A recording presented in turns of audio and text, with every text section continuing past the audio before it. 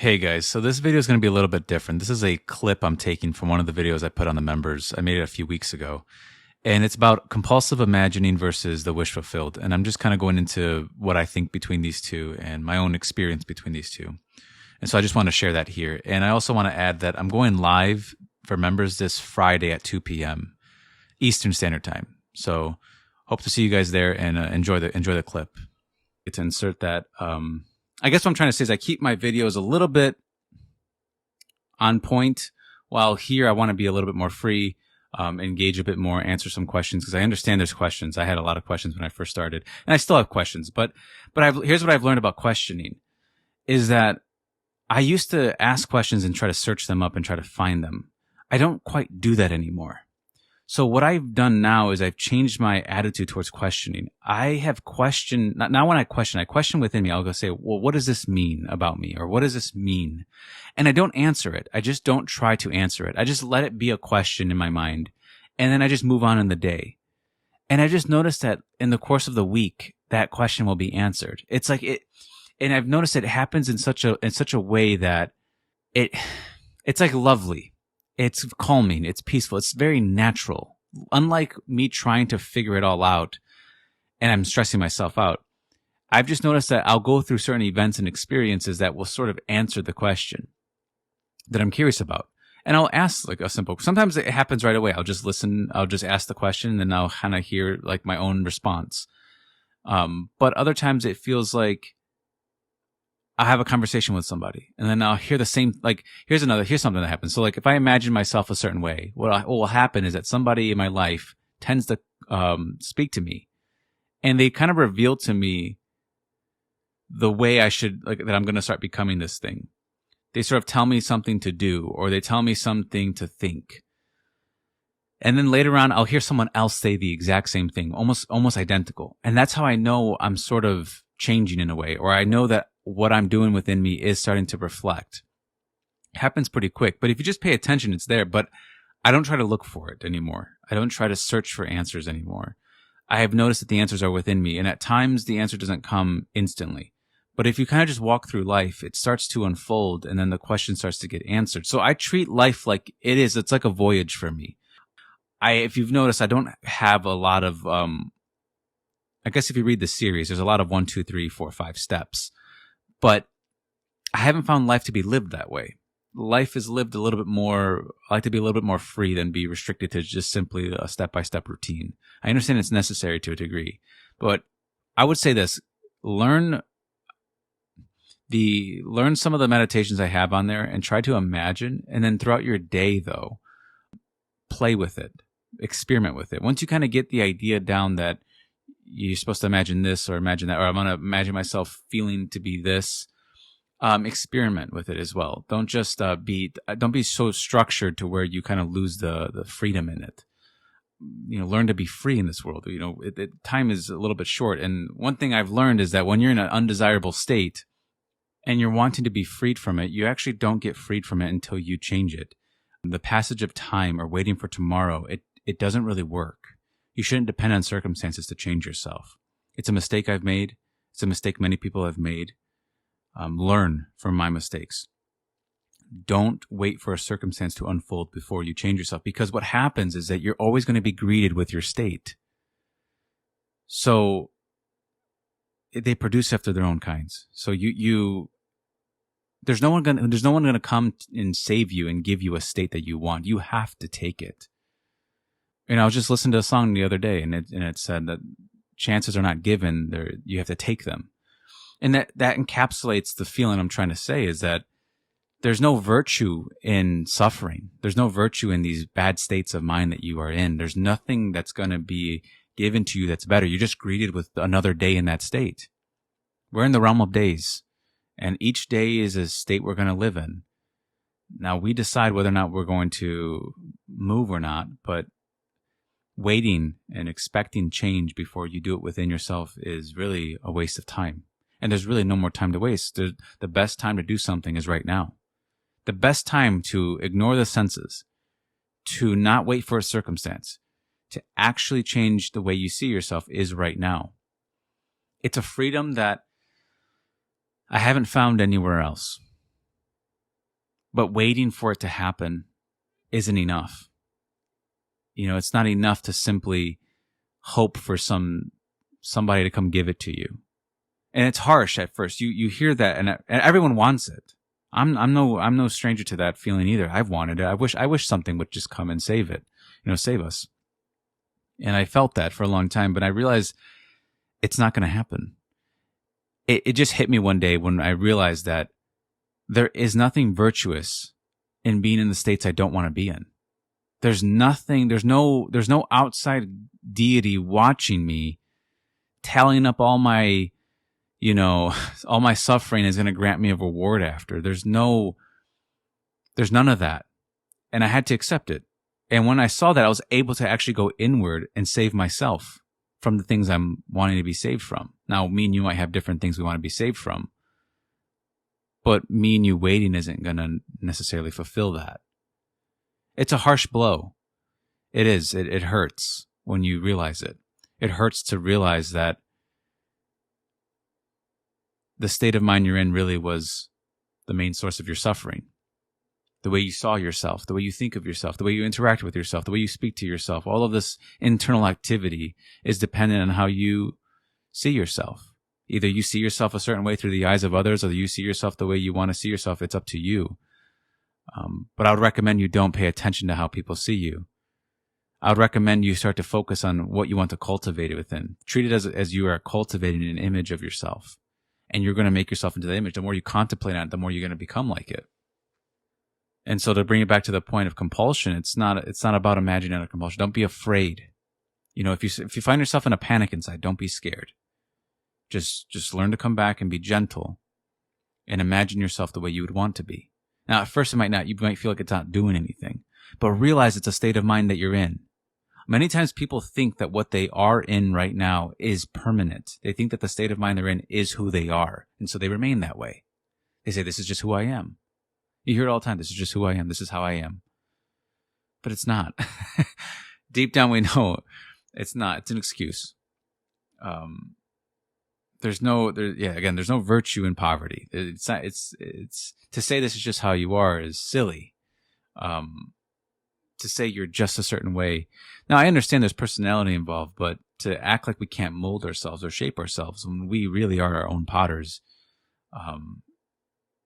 to me is not understanding that you're in a world of states, that you and I are in this world, and these are states being expressed. These are states of mind being expressed. Now, the difference is that most people are completely unaware of what they're doing within themselves, completely unaware that they're thinking thoughts.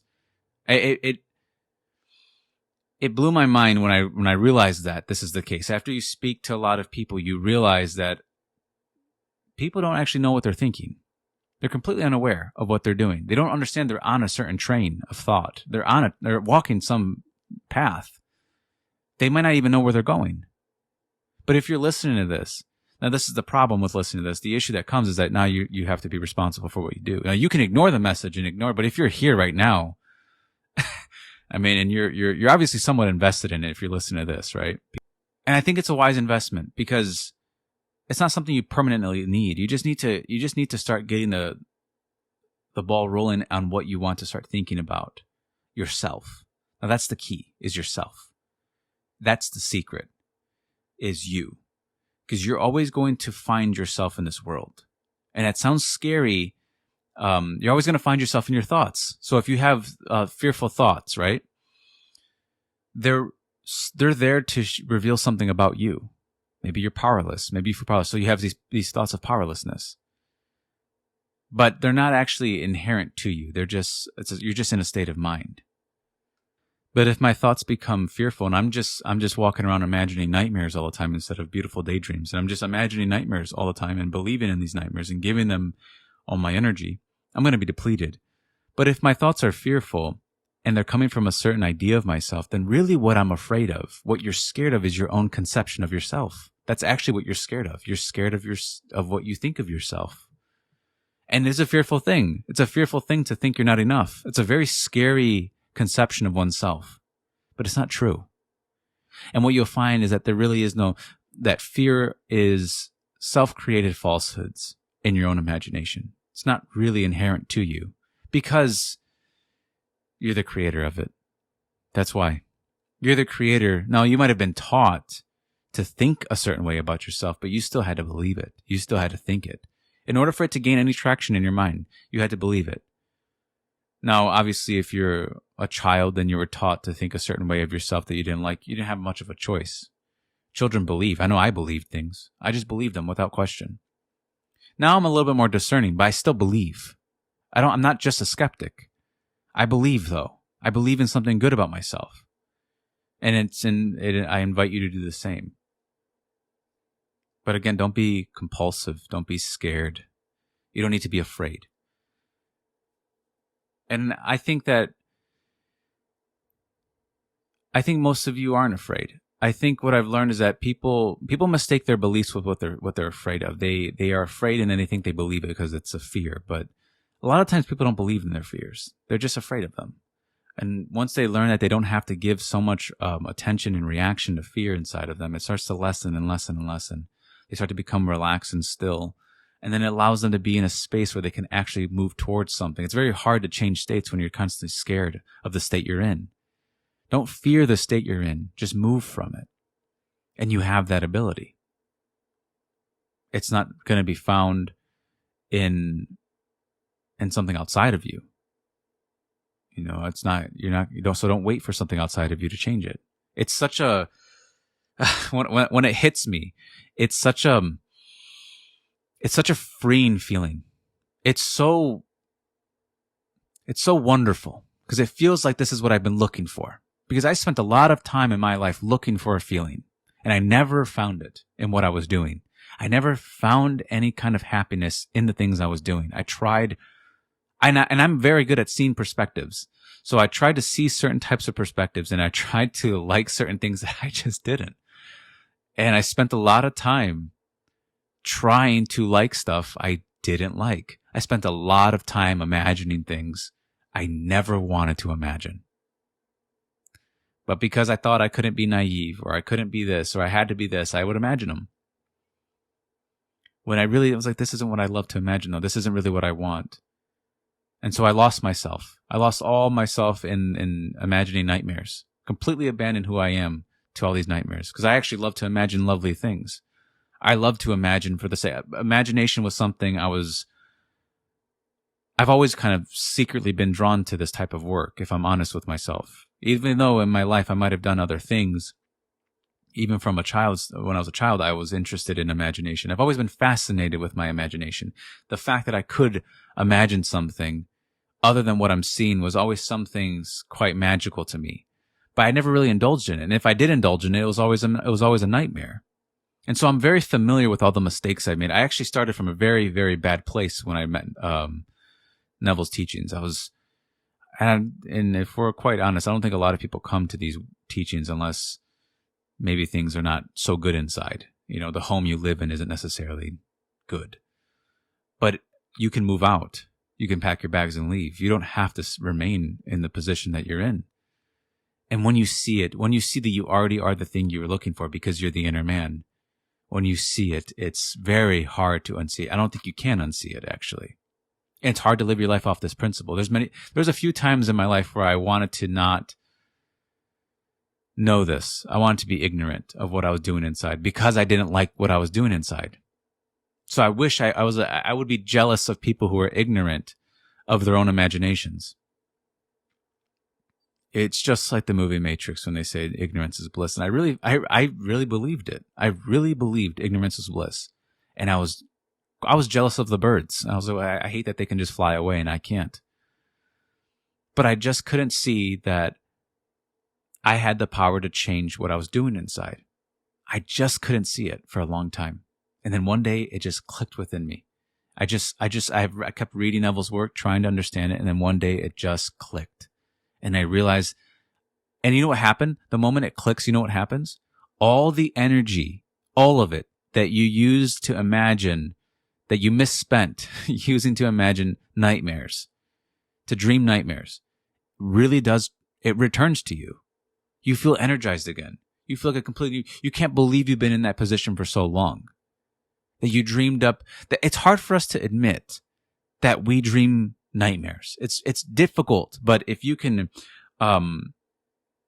accept this kind of objective view of yourself, don't be judgmental on yourself. Don't harm yourself. Just kind of observe yourself. That's the way I would say. I was observing what I was doing, and I realized I'm not dreaming things I love. I'm really not. I'm actually dreaming things I'm afraid of happening. I'm dreaming up things, imagining that they have happened. And I was scared of everything. I'm not afraid to admit it. I was terrified of everything. I still work on my fears, but with each fear you overcome, it feels like all the energy comes back and you become powerful again. You just misspent it. That's all it is. A nightmare is misspent energy. It's misspent imaginal activity.